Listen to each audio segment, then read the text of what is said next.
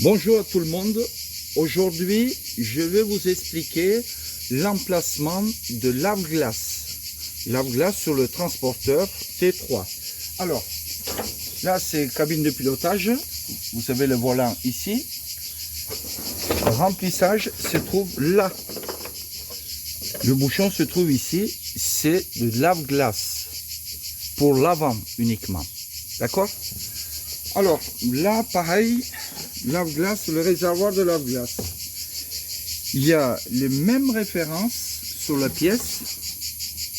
Vous voyez, ça se termine 453D. 453D, mais il y a une différence. Première génération ont 2 pattes de fixation. Deuxième génération ont 3 pattes de fixation. C'est-à-dire Volkswagen, il s'en a aperçu que ça pesait trop lourd. 3 litres, 3 litres quelques. Et ils ont passé fixation 3 pattes. Voilà. Alors, je vais vous montrer l'emplacement. Rapidement. Hop. Alors, tu peux coucher. Alors, l'emplacement est ici. Vous voyez, cette durite, il rentre dedans. Et les vis sont fixées là-dessus. Vous voyez, sur ce modèle, on peut le voir, le trou d'encoche, fixation 3 pattes. D'accord? Je conseille vivement d'utiliser de rondelles larges. Je vais vous dire pourquoi tout à l'heure. Ok? La pompe, il se fixe ici. Tu fais le gros plan? Ouais. Il se fixe ici avec un joint. Ok? Voilà. Donc, de cette façon-là. Ok? Alors, tu me suis, s'il te plaît? Allez, je sors. Oui. Alors, la suite, donc je disais 2 modèles. Il faut faire très attention à ce joint, qu'il soit en bon état, qu'il ne soit pas craquelé.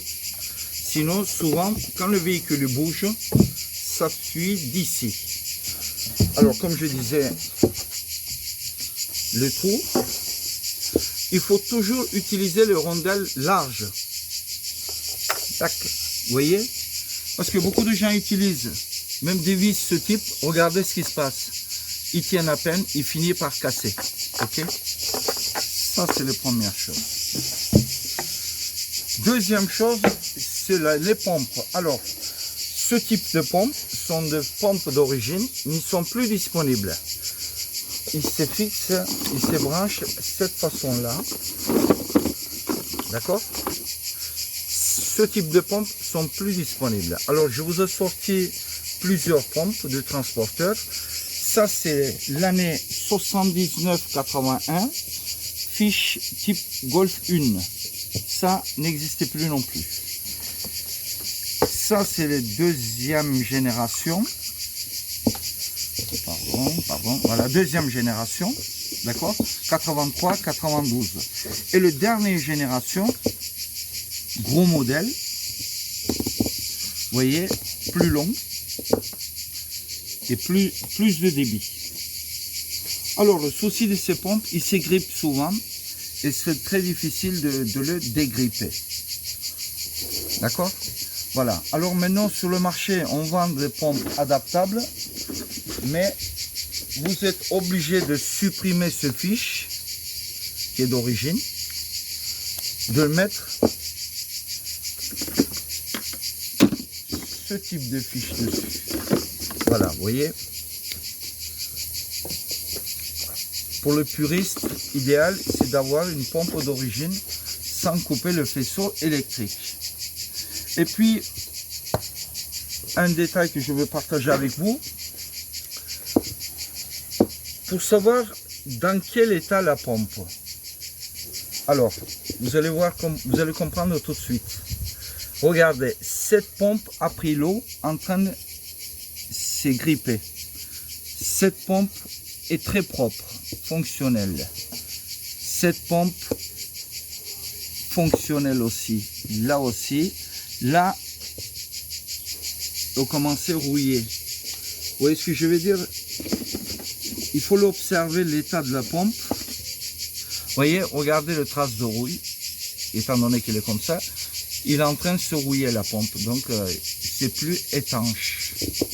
C'est pour ça que je garde précieusement les pompes qui sont pas rouillées de l'intérieur et pour vous revendre, pour monter sur mes véhicules.